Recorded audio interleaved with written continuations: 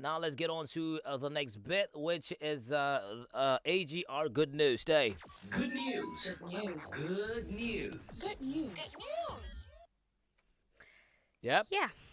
So, good news. Mhm. Okay, well, let's start with the great news, which I think we'll be delving more into this week. But Okay. we're talking about the GenX Bright Yep, Ideas yep, 2020 yep, challenge, yep, yeah. which has finally come to an end. Yeah. And we got a winner from Absolutely. it. Yes, I Certainly mean, all someone the has teams to win. putting, all the The teams putting a efforts. lot of effort, hard Mhm, work. I mean, mhm. coming for Determination. interviews, Yeah, presentations, vlogs, and Mhm. weekly updates on Mm. what they've learned from all the mentoring sessions they had Mm. every week. It Yeah. was awesome. Yeah, talk about those that actually came in for the talk and presenting or whatever they have. You can watch it on our Facebook page. There are Yes. videos of The videos are the there on Africa Global the Radio, contestants and all. Yeah. Okay, so hit us yeah. up. Well, we had an interesting but all the teams did well. Team Clade, Mhm. Simply You Were, Yeah. yeah, Team Knock Knock Market, yes, they all did great. But Right. then Team Simply You Were Mhm. actually took the crown for the day. Well, congratulations to you on there. Yeah, there was a live pitch that was held yesterday. Oh yeah, Yes, the live I pitch was watched held it live. yesterday, Yeah. yes, and Mhm. everybody pitched their ideas and their plans, and Mm. yes, in the end, we did get a winner. Now, one thing though is the fact that with Team Simply You Were, Mhm. I mean, she's looking at the fact that we're in Africa, Okay. so you have African print, Right. you have denim, Mhm. which some people call jeans, Jeans, the yeah. jean material exactly, and then you have batik. Right. So right. they use the combination of these Mhm. to make to make fabrics or clothes, to Okay. make clothes for you. Right. And this could be done virtual. Oh yeah. in the sense that you don't yeah, need to yeah. go there to take your measurements. You just can get someone to measure you and you send over your measurements. Mhm. Or you send them a picture of yourself Okay. and then they can pick the coordinates themselves and then make something for you. Right. That's. I mean, it's friendly to the pandemic. You It know, is, yes, very it is. friendly. It's very friendly. And then also one thing I also like is the fact that friendly. I wouldn't say friendly to the pandemic. It's efficient and works even during the Yeah, pandemic. Right. season. Right. So you don't necessarily need to say, okay, pandemic is here, so it's going to stop the business. This Mm. was an idea that was brought with the pandemic at the back of their mind. Absolutely. Yeah. Yes, Yeah. yes. So So even in it's- the midst of the pandemic, you can have your clothes, your wear, and you wear Well, even African. we're still wearing clothes in the midst of the pandemic. I mean, the ones sewn by them. You know, the ones that you want to wear. Yeah. Right. Yeah. Absolutely. Okay. So that is one of the great things this week. We're having the great opportunity of talking to Onalai Ashite. She is the Yes, one. Team Okay. Simply You Were. Okay. So we get to get more out of her and get the first-hand experience what of the how it future, felt like. to win. be Mhm, exactly. mhm. So, well, moving on to other good news. Okay. We have Kengen partners with NMS to develop garbage-powered electricity plant in Nairobi. Okay. Another one. So, for over a decade, solid waste management has been a challenge for the Nairobi City County. Now, the city generates about 3,000 tons of solid waste per day and is transported to the main dump site at Dandora within Nairobi, Okay. approximately 10 kilometers from the Nairobi city center. In a bid to address this problem, the Nairobi Metropolitan Services (NMS), which is responsible for solid waste management in the city county, entered an agreement with Kengen to establish a waste-to-energy plant at the Dandora dump site. Okay.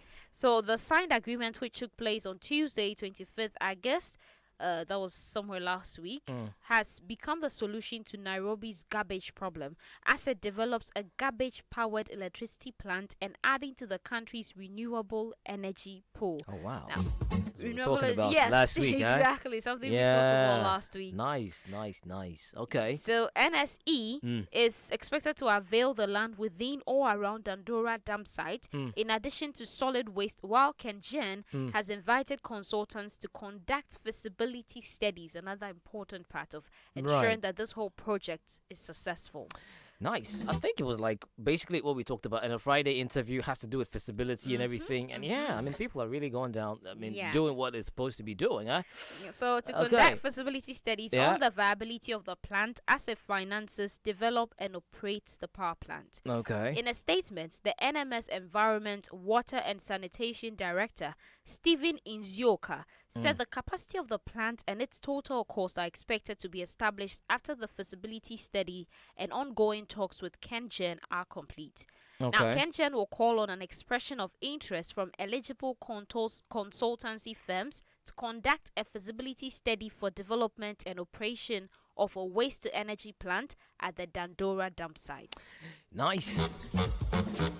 Okay. Now, this part I like a lot because it said in the event that this site is not suitable, based on the feasibility studies that will be conducted, the consultant is expected to recommend an alternative site. Absolutely. Also, interested consultants are called upon to provide documented information, evidence of qualification, and experience to perform the services. I feel like they were listening to us on that day, like on the Friday.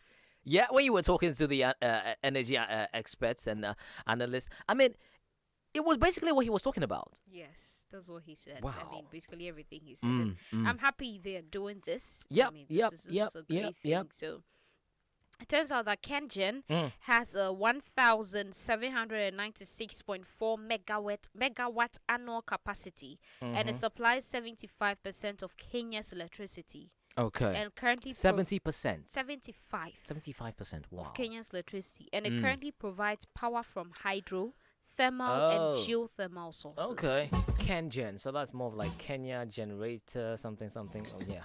Yeah, Brilliant, and well, with this agreement, Nairobi will not only generate electricity from garbage, but it will also serve as a new income stream for City Hall and an opportunity for the firm to diversify its power sources. Nice. I mean, good news. I mean, we've been talking about how we can harness, renewable energy and what have you. And garbage just actually, which is something we have not even looked at, It's a great thing. Beautiful. Okay. Well, we'll look at our next one. We have farmers receive 175.5 million insurance shillings payouts. Okay.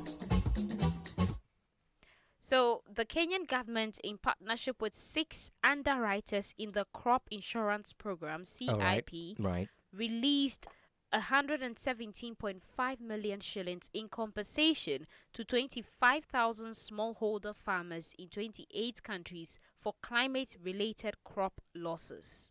Okay. Now, the program is aimed at revolutionizing how Kenyans practice farming. It involves local underwriters such as APA, Amaco, Jubilee, Giminia, Kenya Orient, and CIC Group, with international backing from Swiss Re. According to Agricultural Cabinet Secretary Peter Munya, CIP is a serious endeavor where a farmer should be able to borrow money to fund their farming activities without fear of their properties being seized when their crops do badly. Now, this is a very important thing. So, APA Chief Executive Ashok Shah said the payments are proof that insuring crops and livestock made commercial sense, as farmers and pastoralists were able to concentrate on their activities as well as invest heavily without fear of suffering irreparable losses.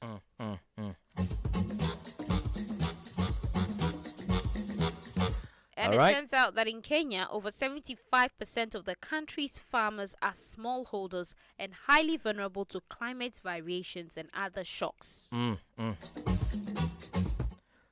So for me, it's a good thing that they've received, some form of insurance. And I love the fact that they're trying to keep you coming without the fear of thinking that if my crops don't do well, my properties are going to be seized. Which is a good thing. So it tells me that these people understand the fact that the weather, the climate, that the farmers are not the sole actors on the crops. So we're going to have a bad season. Exactly. We're going to have a good season. But that doesn't deter them from wanting to help them. That's great.